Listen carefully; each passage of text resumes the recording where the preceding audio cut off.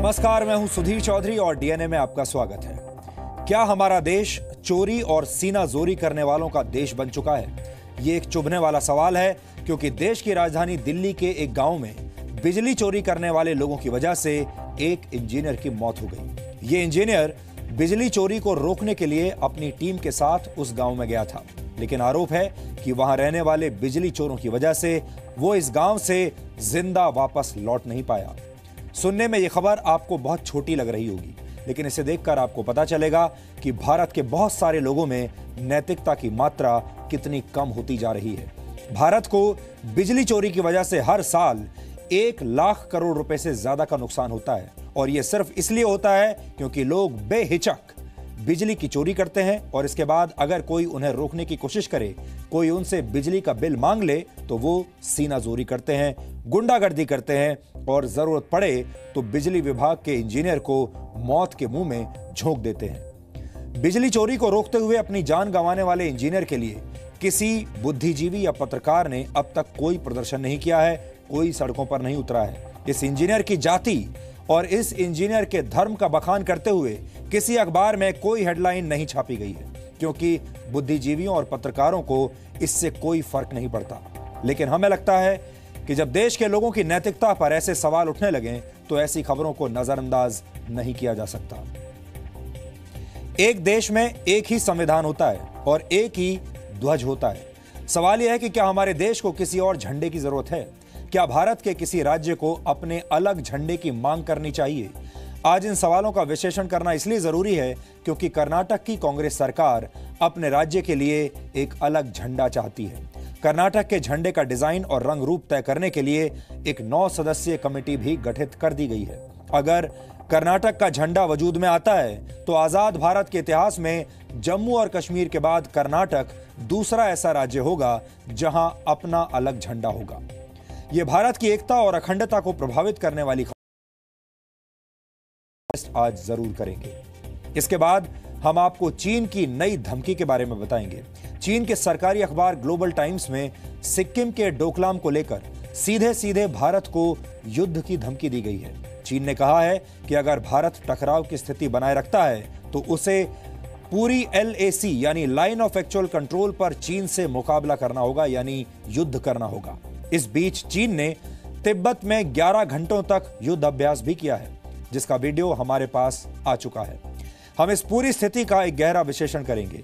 चीन और भारत के बीच बॉर्डर पर जो कुछ भी हो रहा है, उसके बारे में आज आप सबको पता होना चाहिए। और इसके बाद आज हम आपको महाराष्ट्र के उस किसान से मिलवाएंगे जिसने बारिश की भविष्यवाणी गलत साबित होने पर मौसम विभाग के खिलाफ FIR दर्ज करवाई है। ये एक अनोखा केस है और इसमें किसानों की परेशानियां छिपी हुई हैं। लेकिन सबसे पहले आज की तमाम बड़ी खबरें नॉनस्टॉप न्यूज में। LOC पर पाकिस्तान की ओर से की गई फायरिंग में आज 2 जवान शहीद हो गए। सेना का एक जवान नौगाम सेक्टर में, जबकि दूसरा नौशेरा सेक्टर में शहीद हुआ। वहीं नौशेरा में 50 स्कूली बच्चे पाकिस्तान की गोलाबारी की वजह से फंस गए थे। सेना ने मोबाइल बंकर और बुलेट प्रूफ गाड़ियों की मदद से इन बच्चों और टीचर्स को सुरक्षित निकाला। ये बच्चे फायरिंग की वजह से सीमा से सटे शहर इलाके में एक हाई स्कूल में फंसे हुए थे।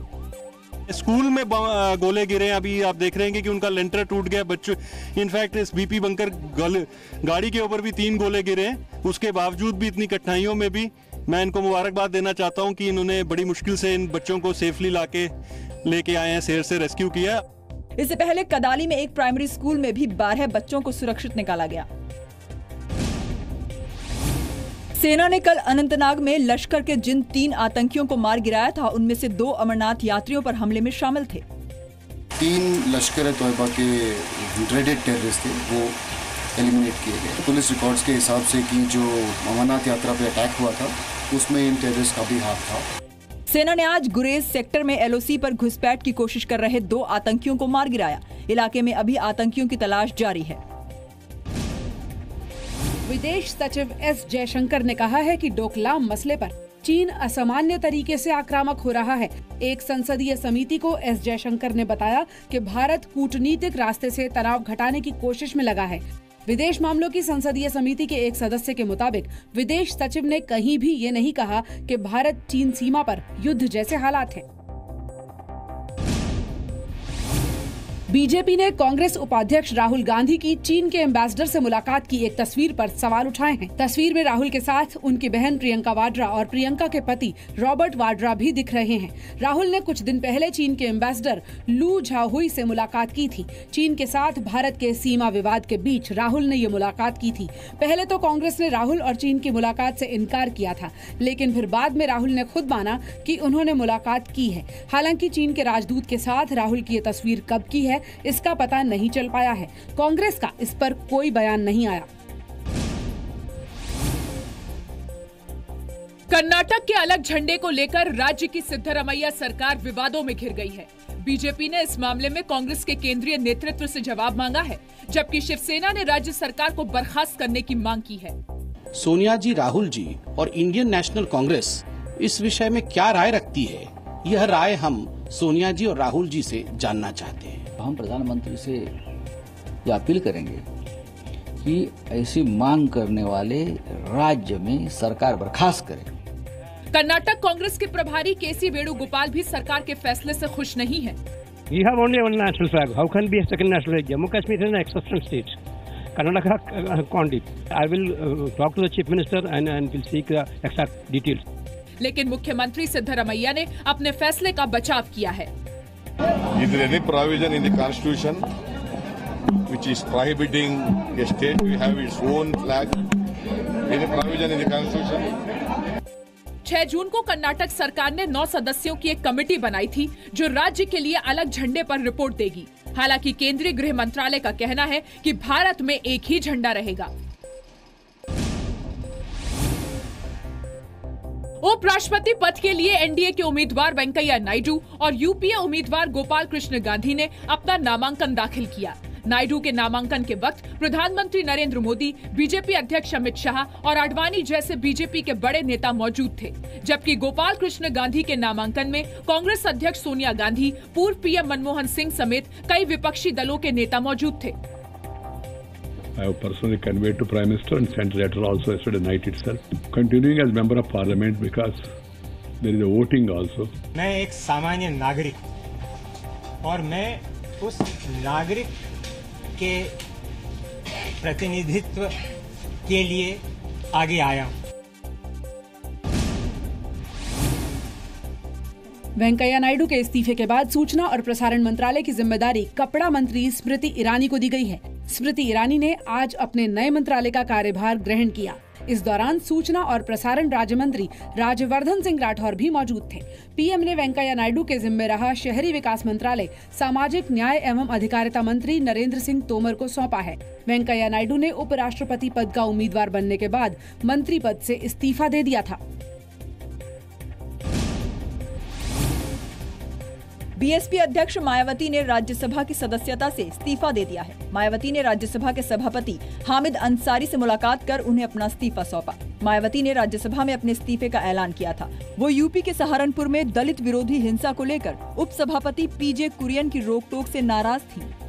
खुलेआम हो रहे दलितों के लगातार उत्पीड़न व हत्याओं के मामलों पर भी मैं राज्यसभा के सदन के अंदर नहीं बोल सकती हूँ, तो फिर यहाँ पर मेरा सदन के सदस्य के रूप में आगे बने रहने का कोई औचित्य नहीं है। मायावती के इस्तीफे पर आखिरी फैसला सभापति लेंगे। नियमों के मुताबिक इस्तीफा संक्षेप में होना चाहिए और इसमें इस्तीफे की वजह नहीं होनी चाहिए, लेकिन मायावती का इस्तीफा इन दोनों शर्तों के खिलाफ है। बीजेपी ने मायावती के इस्तीफे को उनका पछतावा बताया है। उनको लोकसभा में एक भी सीट नहीं मिली है, इसलिए भारत की राजनीति से अब वो अंतर्ध्यान हो गई हैं। तो उनके इस्तीफे से भारत की राजनीति के घटनाक्रम पर कोई फर्क नहीं पड़ेगा। राज्यसभा में मायावती का कार्यकाल अगले साल अप्रैल में खत्म हो रहा है। राज्यसभा सांसद डॉक्टर सुभाष चंद्रा ने सुप्रीम कोर्ट के वकील प्रशांत भूषण के खिलाफ आपराधिक मानहानि का केस दर्ज कराया है। दिल्ली के पटियाला हाउस कोर्ट ने इसे सुनवाई के लिए मंजूर करते हुए अगली तारीख 28 अक्टूबर तय की है। प्रशांत भूषण पर आरोप है कि उन्होंने ट्वीट करके डॉक्टर सुभाष चंद्रा पर झूठे आरोप लगाए थे।